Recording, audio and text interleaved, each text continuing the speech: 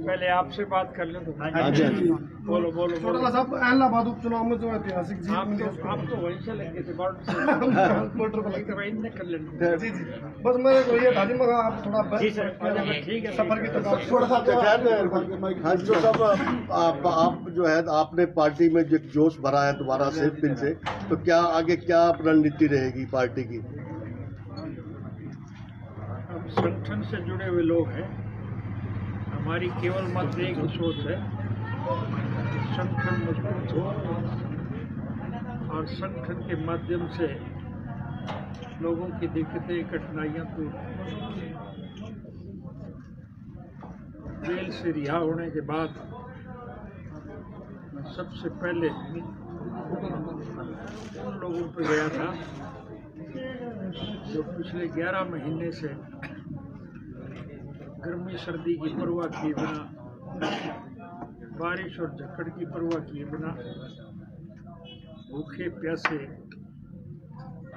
लोगों के हितों की रक्षार्थ सड़कों पर डटे बैठे हैं। और मुझे ये देख के बहुत प्रसन्नता हुई कि उस संगठन में 36 जात के लोग शामिल हैं। हिंदू, मुसलमान, सिख, ईसाई, चमार, धानक, वाल्मीकि, रेगर, खटीक, खाती, कुम्हार, लोहार, सुनार, मणिहार, ब्राह्मण, बनिया, कर्मचारी और व्यापारी, कारखानेदार और मजदूर, किसान और कमेरा, 36 जात के लोग उस संगठन में डटे हुए हैं। और इस वजह से डटे हुए हैं कि इस मौजूदा कुशासन से इस देश का हर नागरिक दुखी और परेशान है। इसलिए लोगों ने मन बना लिया है कि इन लुटेरों को सबक सिखाया जाए और देश के लोगों को स्वच्छ और सुदृढ़ प्रशासन मुहैया किया जाए। छोटा साहब आपने कहा था कि यदि इलाहाबाद उपचुनाव हम जीत गए तो आदमी है आज बॉर्डर से लग गया। एक मिनट है जो सब जो आज देश की प्रदेश के जो हालात हैं, हर वर्ग दुखी और हताश है। क्या कारण है कि भी सभी दोनों हाथों से लूट रहे हैं और कर्मचारी भी, किसान भी परेशान है? मैं दुनिया के 152 मुल्कों में सैर सपाटे के लिए नहीं, विश्व के उन मुल्कों की राजनीतिक, आर्थिक और सामाजिक परंपराओं को समझते हैं। मुझे उन मुल्कों में जाकर के एक बात को देख के बहुत प्रसन्नता होती थी कि भारतवर्ष एक ऐसा अकेला देश है जहाँ सभी धर्म और मजहब के मानने वाले लोग अपने तीज त्योहार, होली, दिवाली, ईद और क्रिसमस हम आपस में प्रेम, प्यार और भाईचारे से मिलजुल करके मनाते हैं। लेकिन बीच में एक ऐसा युग आया कि बीजेपी के लोगों ने जात पात का जहर फैला करके देश के लोगों को बांटने का काम किया। इस मामले में उनको सफलता तो जरूर मिली, लेकिन देश का बहुत बुरा हाल है। अब नए सिरे से, जैसे मैंने अभी बताया है, अब नए सिरे से 36 जात के लोग फिर इकट्ठे हुए और इस आधार पर मैं दावे के साथ कह सकता हूँ कि आने वाले चुनाव में इन लुटेरों को लोग सबक सिखाएंगे और समूचे भारतवर्ष में जाति, धर्म और मजहब के बिना आपसी प्रेम प्यार और भाईचारे से मिलजुल कर एक ऐसी सरकार का गठन करेंगे जो राष्ट्र के भविष्य को उज्जवल बना सके। तो साहब रोहतक में बयान दिया है अरविंद शर्मा ने कि जो बीजेपी का विरोध रहे बाजू काट देंगे, मार काट कर देंगे, आंखें निकाल। बीजेपी नेता अरविंद शर्मा ने बयान दिया है रोहतक में, जो किसानों का जो विरोध करेंगे, ये बीजेपी के नेताओं का विरोध होगा तो नहीं बाजू काट देंगे, आंखें निकाल देंगे, मार काट कर देंगे। आप एक उसकी बात क्यों करते हो? चीफ मिनिस्टर ने भी तो यही कहा था, डंडे उठा लो। क्योंकि वो सबकी भाषा एक ही जैसी, और इसी वजह से सारे देश के लोग अब इनके खिलाफ। और आपको सुन के ताज्जुब होगा, आप लोग तो गए भी होंगे, देखा कि सत्ता पक्ष के खिलाफ तो विरोध के लोग जुड़ा करते हैं, लेकिन इलाहाबाद के उपचुनाव में इंडियन नेशनल लोकल पार्टी के उम्मीदवार के खिलाफ सरकार के समेत सारी विपक्षी दल इकट्ठे और हर हरबा इस्तेमाल किया, सरकारी तंत्र का खुलेआम दुरुपयोग किया। आपको सुन के ताज्जुब होगा कि 10-10, 15-15 हज़ार रुपए पर वोट के हिसाब से वोट खरीदे, लेकिन लोगों ने उनकी सारी जो सोच थी उसको धूल में मिटा दिया और इंडियन नेशनल लोकल पार्टी के प्रत्याशी को अच्छे मतों से जिताया।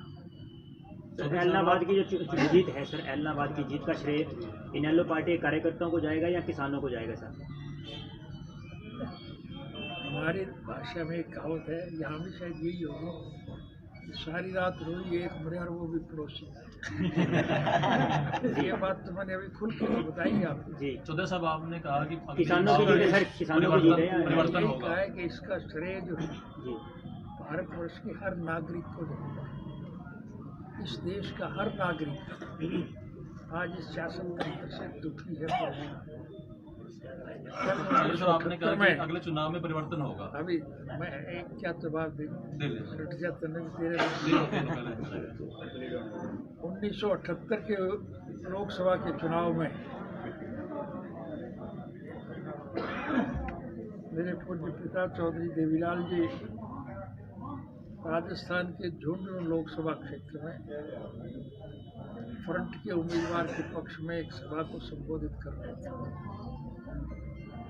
और अपने संबोधन में जब वो भ्रष्टाचार का जिक्र कर रहे थे तो सभा में से एक बुजुर्ग ने उठ करके कहा कि चौधरी साहब अब तो भ्रष्टाचार में भी भ्रष्टाचार हो रहा है। चौधरी साहब समझे नहीं, पलट करके उनको फिर पूछा कि कैसे? तो उसने कहा कि पहले पैसे लेके काम तो कर दिया करते, अब तो ये ऐसे लुटेरे हैं, पैसे भी खा जाते हैं, काम भी नहीं करते। दुर्भाग्य ये है कि आज हरियाणा प्रदेश में लुटेरों की सरकार है, और इसका इससे बड़ा सबूत क्या होगा? आपको उनसे पूछना चाहिए। मुझे अफसोस है कि आपने शायद पूछा नहीं, या पूछ लिया उन्होंने बताया नहीं, या आप समझ गए फिर भी डरे हुए छापे नहीं। 2005 में जब हमारी सरकार गई थी तो हम 2000 करोड़ से भी अधिक रुपया कारखाने में नकद छोड़ के गए, और आज हरियाणा सरकार के सर के ऊपर 2.5 लाख करोड़ से भी ज़्यादा का कर्ज है। पुराने लिए हुए कर्जे का ब्याज अदा करने के लिए भी इनको कर्ज लेना पड़ता है। कर्मचारियों को तनख्वाह देने के लिए हर महीने इन्हें कर्ज लेना पड़ता है। इनसे आप प्रश्न पूछना कि विकास के नाम पर कहीं एक ईंट नहीं लगी, स्कूलों में टीचर नहीं, अस्पतालों में दवा नहीं है, बेड नहीं है, डॉक्टर नहीं, तो फिर कर्जा किस बात का?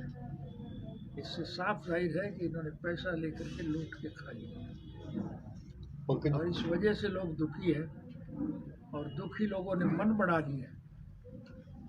मुझे ऐसा लगता है कि आपको 3 साल इंतजार नहीं करना पड़ेगा। इस चुनाव के नतीजे के बाद इस सरकार में घमासान हो जाएगा, भगदड़ मच जाएगी, गठबंधन टूट जाएगा। इनके चुने हुए नुमाइंदे इनको छोड़ करके हमारे साथ शामिल हो जाएंगे, और जब सरकार अलग में होगी तो फिर निश्चित रूप से मध्यावधि चुनाव होंगे, और जब मध्यावधि चुनाव होंगे तो फिर मेरे कहने की आवश्यकता नहीं, आप इस बात को से बखूबी वाकिफ है कि निश्चित रूप से इंडियन नेशनल लोकदल पार्टी की सरकार बनेगी। आज आम आदमी, विरोध पक्ष के लोग भी इस बात को मान के चलते हैं कि आने वाली सरकार इंडियन नेशनल लोकदल पार्टी की बनेगी। कहते हैं कि नहीं कहते लोग? कहते हैं जी। ये मेरे प्रश्न का भी तो जवाब दे दो। बिल्कुल सर, बिल्कुल है अभी तक। उर्दू का एक मुहावरा है, आवाज़ एक खलक नगाड़ा एक खुदा, कि जनता की जो आवाज़ होती है वो परमात्मा का नगाड़ा होता है। तो इसलिए निश्चित रूप से परिवर्तन आएगा।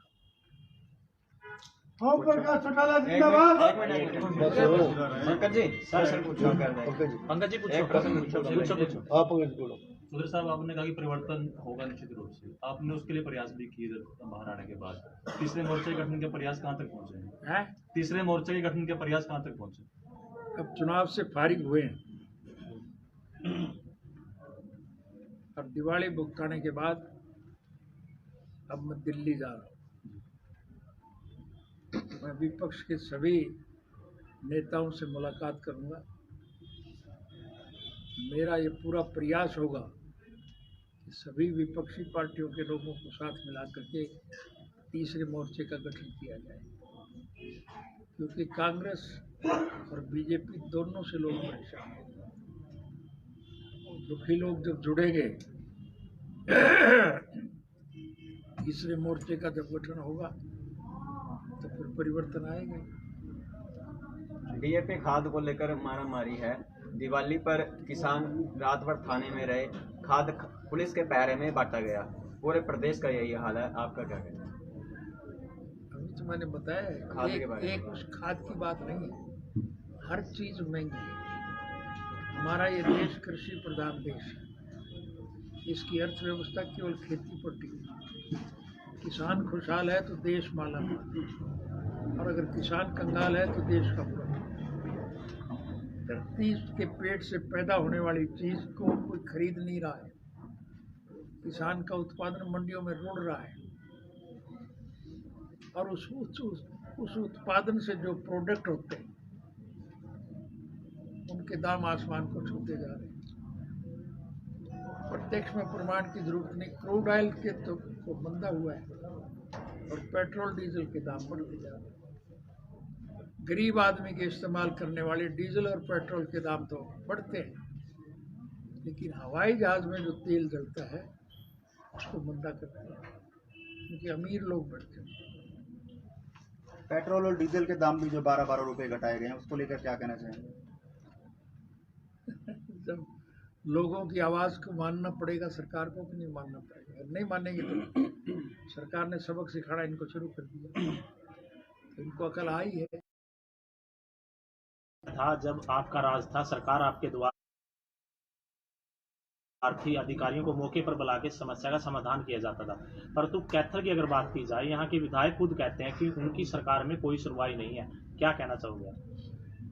ये तो कैथल के लोगों से पूछो। मैं तो हरियाणा प्रदेश के एक गांव में गया था, और गांव के लोगों ने जो मांग रखी तो मैंने तो हाथ की हाथ पूरी की थी। बल्कि कई मांगे ऐसी थी जो व्यवहारिक ज्ञान के आधार पर बिन मांगे मैंने दी थी, लोगों ने नहीं रखी। जैसे हमारा देश एक सेकुलर देश है, हमारे देश में हर चीज जो है व्यवहार के हिसाब से की जाती है। मिसाल के तौर पर देश के उत्पादन के दाम सरकारी तंत्र के द्वारा निर्धारित किए जाए तो किसान को मिलते हैं, लेकिन उस उत्पादन से बनने वाली चीजें जो है वो आसमान को छू रही है। ऐलनाबाद के बाद जो अभय सिंह चौटाला ने ये भी कहा कि दोबारा इस्तीफा दे दूंगा अगर कृषि कानून वापस नहीं लिए गए। अभय सिंह चौटाला ने कहा कि दोबारा भी इस्तीफा दे सकता हूँ अगर कृषि कानून वापस नहीं लिए गए। उसने पहले ये बात कही थी तब इस्तीफा दिया कि नहीं दिया? बिल्कुल दिया था जी बिल्कुल दिया था। तो फिर आपको उसकी बात पे एतबार करना ही चाहिए। वो झूठा और गुमराह करने वाला बयान तो नहीं देता। आगे उसने बयान दिया, फिर त्याग पत्र दिया, अपने हल्के के लोगों से के कहने पर दिया, और हल्के के लोगों ने उसे नए सिरे से फिर ऐसे हमें मजबूर किया कि इसको लड़ाएंगे। हल्के के लोगों के मुताबिक उसने किया। अब अगर वो ये बात कहता है तो फिर आपको मान के चलना चाहिए कि उसने प्रत्यक्ष में अगर इस बात को प्रमाणित किया है तो भविष्य में भी करेगा। चौटाला साहब, ऐलनाबाद के चुनाव के बाद आपके जो कार्यकर्ता हैं उनमें जोश है, तो पूरे हरियाणा में किस तरह की कैंपेनिंग जो इनेलो द्वारा चलाई जाएगी ताकि आपकी पार्टी का ग्राफ जो और बढ़े? अभी मैंने एक ऐलनाबाद की बात तो नहीं करी, मैंने तो सारे देश की बात की और विश्व के सत्र की बात की। अभी तो मैंने कहा है कि हर नागरिक परेशान है, केवल ऐलनाबाद का नहीं, भारतवर्ष के हर हिस्से का हर नागरिक, किसान, मजदूर, कर्मचारी, व्यापारी, कारखानेदार, ठेकेदार, सारे दुखी। सर, आपने तीसरे मोर्चे की बात करी कांग्रेस और बीजेपी के खिलाफ, तो क्या हरियाणा में दुष्यंत चौटाला का साथ भी लेंगे आने वाले समय में दुष्यंत चौटाला का साथ भी लेंगे सर? क्योंकि आपने कहा तीसरा मोर्चा तैयार कर रहे हैं सर हम बीजेपी और कांग्रेस के खिलाफ। मैंने एक बात और कही थी, वो आप भूल गई, आप जान के भुला रहे हो जी। मैंने ये कही है कि जो विपक्ष के लोग, दुष्यंत तो विपक्ष का तो नहीं, वो तो सत्ता पक्ष का पार्ट है। तो सर खिलाफ तो बीजेपी के वोट मांगे हैं सर उन्होंने बीजेपी के खिलाफ वोट मांगे हैं सर। किसने? दुष्यंत जी। आपको पूरा ज्ञान नहीं है या जी क्या चाहते क्या हुआ? वो उसके साथ गांव-गांव में घूमे, उनके साथ फिरे, आपने कैसे कह दिया कि उसने बीजेपी के खिलाफ वोट? नहीं, जब 2019 के लोग विधानसभा के चुनाव है सर, लोकसभा के चुनाव, विधानसभा के लोकसभा के चुनाव है 2019 के सर। आप उस बात को छोड़िए, मैं अब ताज़ा बात कर रहे हैं ऐलनाबाद के उपचुनाव में। प्रेस की ओर से एक आखिरी सवाल। जब आप जो प्रत्यक्ष में आप मुझसे झूठ बुलवाना चाहते हो, खुद झूठ बोल रहे हो, मुझसे बुलाना चाहते हो। क्या सर? कौन सा अखबार देखते हो? कैथल प्रेस की ओर से एक आखिरी कौन सा अखबार देखते हो? जी कैथल पब्लिक टीवी देखते हैं। Kaithal public TV. फिर तो ऐसा आपको नहीं करना चाहिए। ठीक है। बड़ौदा उपचुनाव के समय भी INLD की ओर से बात कही गई थी कि इस चुनाव के बाद सरकार गिर जाएगी, गठबंधन में भगदड़ मच जाएगी। ऐलनाबाद के समय भी, ऐलनाबाद उपचुनाव के समय भी ये बात कही गई, लेकिन ऐसा होता नहीं दिखता। आपकी प्रतिक्रिया? बड़ौदा के चुनाव में जी सरकार पक्ष के लोग जीते थे जी। इस चुनाव में विपक्ष के लोग जीते। कांग्रेस सत्ता पक्ष की बात करें, आप कांग्रेस सत्ता पक्ष में तो नहीं है? कांग्रेस तो सत्ता पक्ष से मिली हुई है, ओपन मिली हुई है। इसके लिए भी मुझे बार बार पूछोगे आप, इस चीज को आप जानते हो, तो मेरे मुंह में डाल के गलत लिखना चाहोगे? कौन सा अखबार देखते हो आप? मैं सभी देखता हूँ, सभी सारे अखबार, हमारा वेब का काम। तो आपकी बात तो कोई अखबार छापेगा ही नहीं। ठीक है। मार्जिन कम रहा सर ऐलनाबाद में पहले की अपेक्षा। सर पहले की अपेक्षा मार्जिन कम रहा, जीत कम। योजना बंद की गई है सर गरीबों के निराश्रित वाली। चौटाला साहब, आखिरी कमेंट, जो गरीबों की योजना थी वो बंद कर दी गई है सरकार द्वारा। जो गरीबों को राशन योजना थी सर वो बंद कर दी गई है, वो बंद किया जा रहा है। सब कुछ बंद कर दिया इन्होंने एक ही काम किया, लूट रहे, पैसा खा रहे। और इन्होंने जितने भी कानून बनाए ऐसे बनाए जिनमें योजनाबद्ध तरीके से सारा पैसा देश के जो 15-20 बड़े औद्योगिक घराने हैं, अंबानी और अडानी टाइप, उनके पास जा रहे और उनसे सीधा ले रहे। ठीक है, ठीक है भाई, बस ठीक है। Thank you sir. सर आप लोग ना चाय ले लो, आप अंदर बैठ जाओ, एक बार कार्यकर्ता मिल लेंगे।